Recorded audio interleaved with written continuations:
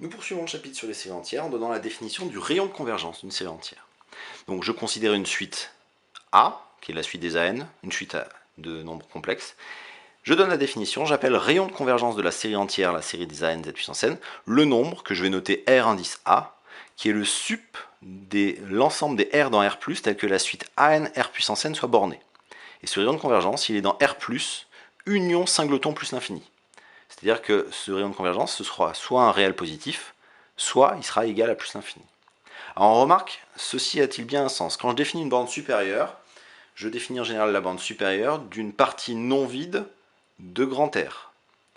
Sauf que l'ensemble des réels positifs tels que la suite AN R puissance n est borné.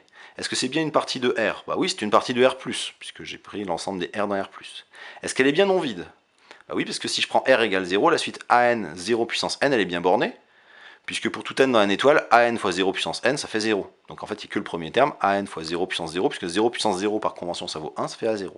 Donc j'obtiens bien que pour tout n dans grand N, le module de AN 0 puissance n est plus petit que A0, plus petit que le module de A0, parce que le A0 n'a aucune raison d'être un réel positif. Donc je majeure bien par le module, mais c'est une quantité qui ne dépend pas de n. Donc la suite AN 0 puissance n est bornée, donc 0 appartient à cet ensemble-là, donc A est non vide, puisque 0 y appartient. Et là, j'ai une partie non vide de R. J'ai deux possibilités. Soit cette partie est non majorée, auquel cas je prends la convention que la bande supérieure c'est plus l'infini. Et si la partie est majorée, elle admet une bande supérieure, c'est la propriété fondamentale des parties de R, à savoir qu'une partie non vide et majorée de R admet toujours une bande supérieure. Quelques exemples élémentaires de calcul du rayon de convergence de certaines séries entières. On va reprendre la définition et on va se demander quand est-ce que la suite AN fois R puissance n est bornée pour certains exemples de suite AN. Premier exemple, je regarde le rayon de convergence de la série de terme général n puissance n, z puissance n. Donc je prends un R, alors le cas R égale 0, en fait il sera jamais intéressant dans la mesure où on sait que la suite est toujours bornée pour R égale 0. Donc là je vais supposer R strictement positif, et je vais me demander est-ce que la suite n puissance n fois R puissance n, donc je remplace bien le Z par un R où R est un réel positif et même strictement positif, est-ce que cette suite est bornée? Et pour voir si cette suite est bornée, là je regarde quand n tend vers l'infini comment est-ce que ça se comporte, là j'ai variable puissance variable, là j'ai le n qui est dans l'exposant, je vais tout repasser sous forme exponentielle, donc j'ai exponentielle de n log de n, attention ici c'est n log de n, plus n log de r. Ici je mets en facteur le terme dominant qui est log de n, ce qui va me mettre en facteur n log de n, j'ai exponentielle de n log de n fois 1 plus log de r sur log de n. Cette quantité-là tend vers 0 quand n tend à l'infini, donc ceci tend vers 1. n fois log de n, ça tend quand n tend vers plus l'infini vers plus l'infini, et en composant la limite vers plus l'infini, cette quantité-là tend vers plus l'infini. Autrement dit, si R est strictement positif, cette suite-là tendant vers plus l'infini, la suite n puissance n, r puissance n n'est pas bornée. Et donc finalement, la seule valeur qui est dans l'ensemble grand A, ici, c'est 0, et donc le rayon de convergence de cette série entière, c'est 0. Autre exemple, je vais basculer le n puissance n au dénominateur, et on va voir que le rayon de convergence va être beaucoup plus grand. Donc s'il m'intéresse au rayon de convergence de la série des z puissance n sur n puissance n, de la même façon je prends un r strictement positif et je regarde si r puissance n sur n puissance n est borné. Pour cela je vais m'intéresser à la limite.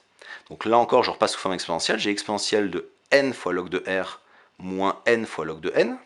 Je mets en facteur par le terme prépondérant qui est ce moins log de n ici. Donc j'ai exponentielle de moins log de n fois 1 moins log de r sur log de n. Cette quantité-là tend vers 1, ça tend vers plus l'infini, donc ce qui est dans l'exponentielle tend vers moins l'infini, et par composition de limite, ceci tend vers 0. Sauf que toute suite convergente est bornée. Donc j'obtiens que pour tout r strictement positif, la suite r puissance n sur n puissance n est bornée. Et donc l'ensemble des r dans R+, tel que la suite r puissance n sur n puissance n est bornée, c'est R+, tout entier, partie qui est non majorée, donc le rayon de convergence vaut plus l'infini. Dernier exemple qui est même une propriété parce qu'elle servira extrêmement souvent, si je prends un alpha dans R, alors la série entière, la série des n puissance alpha z puissance n a un rayon de convergence qui vaut 1. Alors, comment faire? Toujours de la même façon, je vais prendre un R strictement positif, je vais factoriser dans le n puissance alpha R puissance n, alors je vais prendre n supérieur ou égal à 2 pour pouvoir diviser par log de n éventuellement. Je repasse sous forme exponentielle, j'ai un exponentiel de n fois log de r, et là j'ai un exponentiel de alpha log de n. Le terme prépondérant dans l'exponentielle, c'est le terme en n, ici.